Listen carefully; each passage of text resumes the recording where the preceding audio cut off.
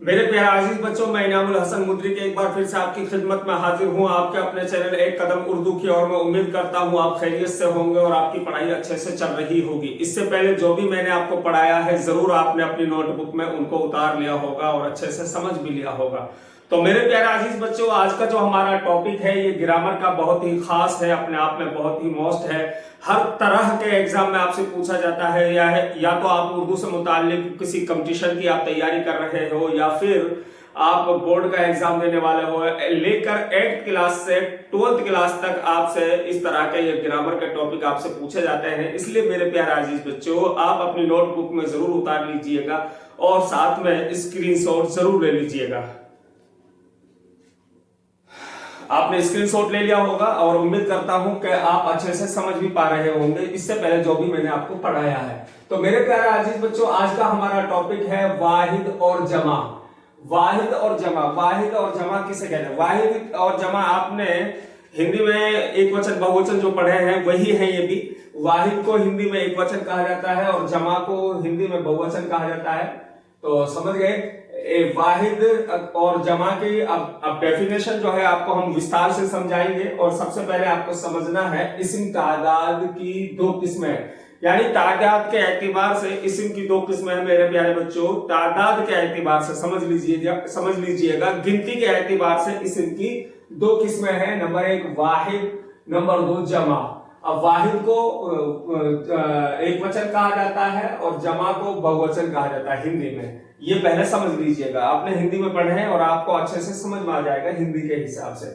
अब आपको समझना है वाहिद की डेफिनेशन। वाहिद असल में क्या है, वाहिद कैसे, कौन से लफ्जों से वाहिद कहा जाता है और वाहिद कौन सी चीजें कहलाती है, ये आपको समझना। वाहिद वो इस्म है जिससे एक शख्स या कोई एक चीज मालूम हो। समझ पा रहे हो आप? वाहिद वो इस्म है जिससे कोई एक शख्स या एक चीज मालूम हो, यानी किसी एक शख्स के लिए बोला जाए या एक चीज के लिए बोला जाए, ऐसा नाम वाहिद कहलाता है। अब आप समझ लीजिएगा उदाहरण से, जैसे किताब। अब किताब जो है यहाँ पर ये वाहिद है, एक चीज के लिए नाम बोला गया है, यानी कि किताब के लिए बोला गया है, बुक के लिए बोला गया है, इसलिए ये वाहिद है। अब यहाँ पर आपको देखना है अगली नेक्स्ट जो मिसाल है, खत है। खत भी यहाँ पर वाहिद है, एक चीज है, इसलिए इसको वाहिद कहा जाएगा। उफुक जो है वाहिद है, इसलिए ये भी इस्म वाहिद कहलाएगा। बाब भी वाहिद है, इसलिए इसको भी इस्म वाहिद ही कहेंगे। तस्वीर ये भी इस्म वाहिद है। आप समझ पा रहे हो? तो किसी इंसान या किसी चीज के लिए बोला जाए ऐसा नाम जो वाहिद के तौर पर, एक के तौर पर या एक वचन के तौर पर बोला जाए, वो वाहिद कहलाता है। समझ पा रहे हो? अब जैसे अब बोले हम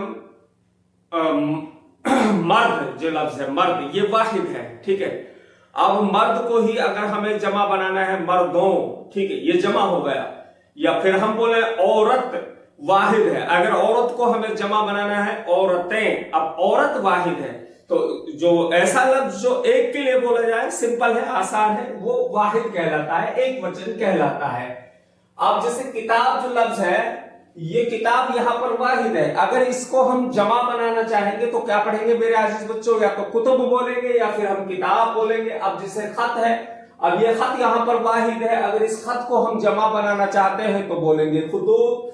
अब देखिए जैसे बाब है, यहाँ पर वाहिद है, अगर इसको हमें बहुवचन बनाना है तो अब वाब बोलेंगे। अब तस्वीर जो यहाँ पर लफ्ज है, अगर इसको हमें जमा बनाना है तो मेरे अजीज बच्चों इसको बोलेंगे हम तस्वीर, ठीक है।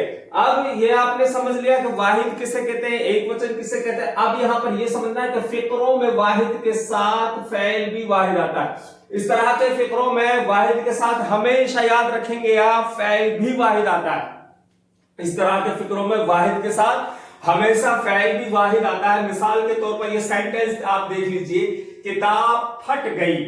यहां पर देखिए किताब जो है वाहिद है और फट गई भी वाहिद है। यहां देखेंगे ये जो फट गई है, ये जो वाहिद का यहाँ पर ये जो सेगा है फट गई, ये देखिए आप आसानी से समझ पा रहे होंगे। किताब फट गई, तो किताब यहाँ पर वाहिद है और फट गई भी वाहिद है। یہ باپ بہت بڑا ہے. اب یہاں پر دیکھیں گے آپ اس سینٹنس میں باپ واحد کے طور پر استعمال ہوا ہے اور بڑا ہے یہ لفظ بھی جو یہاں پر بڑا ہے یہ بھی واحد کے طور پر استعمال ہوا ہے. تو اس طریقے سے آپ یہ سمجھ لیجئے جب اس طرح کے فقروں میں واحد کے طور پر استعمال ہوتا ہے اسم تو وہاں پر بھی فعل بھی واحد کے طریقے پر اس طرح کے فقروں میں استعمال ہوتا ہے. ماجد نے خط لکھا.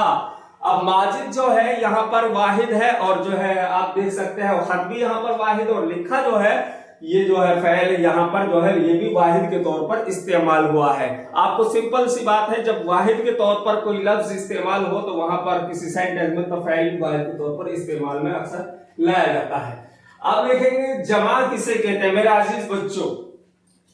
اب جمع جو ہے بہوچن لفظ ہے اس کو بہوچن کہا جاتا بہوچن کہا جاتا ہے ہندی میں جمع کو بہوچن کہا جاتا ہے اور اردو میں جمع بولا جاتا ہے. آپ دیکھیں گے دو یا دو سے زیادہ افراد یا چیزوں کے لیے ذرا سمجھ لیجئے گا دو یا دو سے زیادہ افراد یا چیزوں کے لیے جمع کا صیغہ ہمیشہ استعمال ہوتا ہے. دو یا اس سے ادھک چیزوں کے لیے اس سے زائد چیزوں کے لیے ہمیشہ کیا ہوتا ہے یا افرادوں کے لیے یعنی شخصوں کے لیے انسانوں کے لیے ہمیشہ جمع کا صیغہ استعمال میں لایا جاتا ہے. جیسے کہ آپ یہاں دیکھ سکتے ہیں خطوط.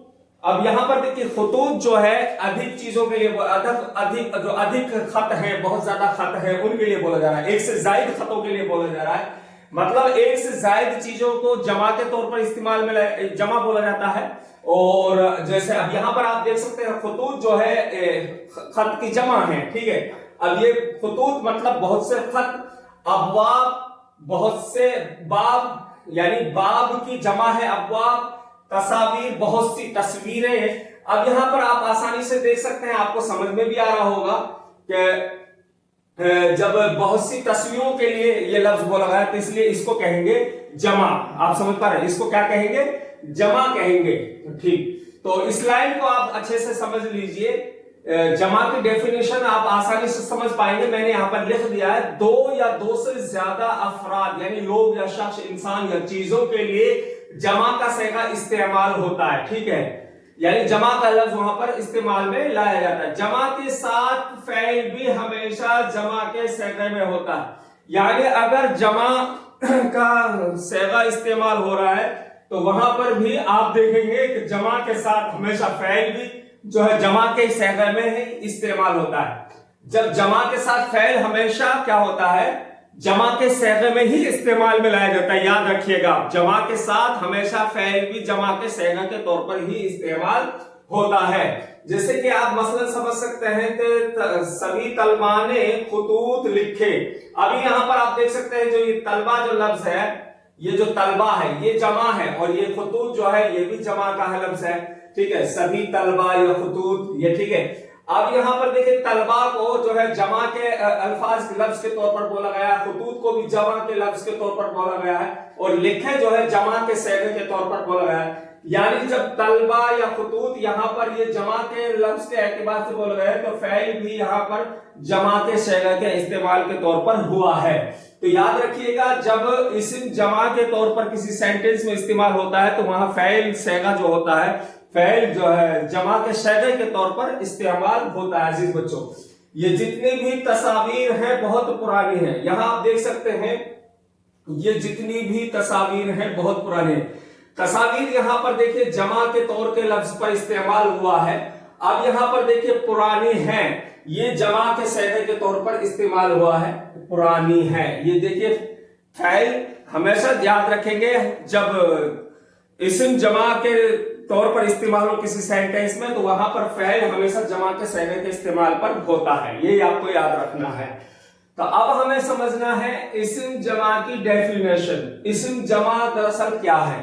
اسم جمع ان الفاظ کو کہتے ہیں جو ظاہر میں واحد معلوم ہوتے ہیں. آپ یہ یاد رکھیے گا کہ جب اسم جمع کسے کہتے ہیں ایسے الفاظ جو ظاہر میں تو واحد معلوم ہوتے ہیں دیکھنے میں واحد لگتے ہیں ٹھیک ہے. آپ کی نظر کے سامنے آپ جب دیکھو گے تو وہ دیکھنے میں آپ کو واحد معلوم ہوں گے ایک وچن معلوم ہوں گے لیکن اور ان کا استعمال بھی واحد کے طور پر ہی ہوتا ہے. اور ان کا استعمال جب ہوتا ہے وہ لفظ جب استعمال کرتے ہیں इसम जमा का जब वो लफ्ज होता है उनका इस्तेमाल भी हम वाहिद के तौर पर करते हैं। आप समझ पा रहे हो, वो देखने में भी वाहिद के तौर पर मालूम होता है और उनका इस्तेमाल भी वाहिद के तौर पर ही किया जाता है। लेकिन ये याद रखना, मगर बाएतिबार मायना, यानी मायने के एतिबार से अगर हम बात करें, मगर बाएतिबार मायने यानी मायने के एतिबार के साथ अगर हम बात करें, मायने के साथ अगर हम बात करें तो वो जमा होते हैं। यानी मायने के एतिबार से ये जो लफ्ज होते हैं वो क्या होते हैं मेरे अजीज बच्चों, वो जमा होते हैं। मफहूम यानी मायना या मतलब के हिसाब से वो जमा होते हैं, और वो क्या होता है, जमा होते हैं, और अपने अंदर एक बड़ी तादाद या गिरोह का मफहूम ये रखते हैं।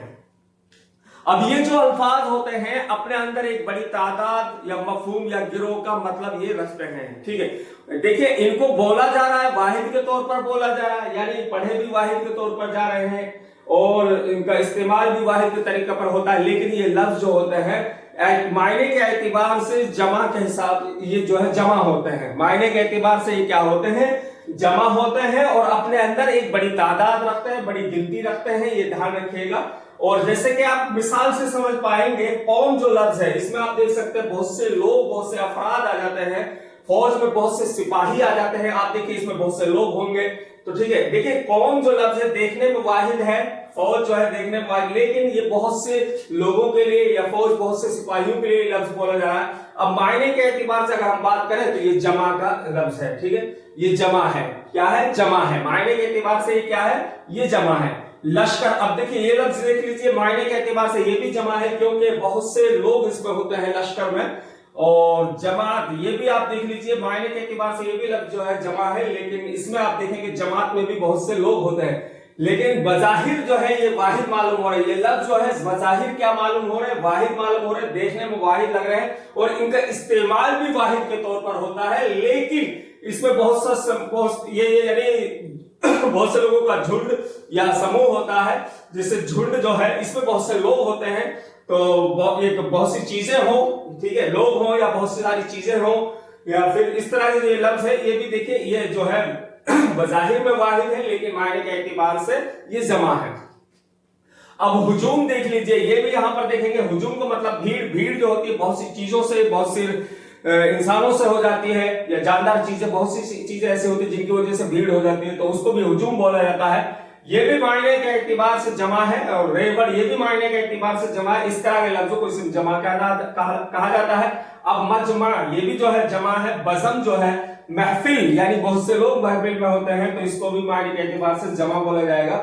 और जाहिर में ये वाहिद मालूम हो रहे हैं लेकिन मायने के एतबार से ये जमा है। कारवा ये देख लीजिएगा, ये लफ्ज जो है यहाँ पर मायने के एतबार से जमा है और जाहिर में वाहिद मालूम हो रहा है, इस्तेमाल में भी वाहिद का इस्तेमाल हुआ है। अब इस तरह के जो ये लफ्ज हैं इस्म जमा कहलाता है, यानी आपको इतना समझना है, सिंपल है, आसान है। इस तरह के जो लफ्ज हैं इस्म जमा कहलाते हैं और देखने में बजाहिर जो है ये वाहिद मालूम होते हैं और इनका इस्तेमाल भी वाहिद के तौर पर ही होता है। लेकिन याद रखिएगा वैसे दरअसल जो है मायने के एतबार से ये इस्म जमा कहलाते हैं, आप हमेशा याद रखेंगे। और उम्मीद करता हूं आज का टॉपिक आपको अच्छे से समझ में आ गया होगा। इंशाल्लाह फिर मिलेंगे किसी नेक्स्ट टॉपिक के साथ। और मैं चाहता हूं कि आप इसका स्क्रीनशॉट लेना बिल्कुल ना भूलें और अपनी जो नोटबुक है उसमें जरूर उतार लेना ताकि आप अच्छे से याद कर सको। और मैं अब चाहता हूं आपसे इजाजत, अल्लाह ताला आपकी हिफाजत फरमाए। खुदा हाफिज, अस्सलाम वालेकुम।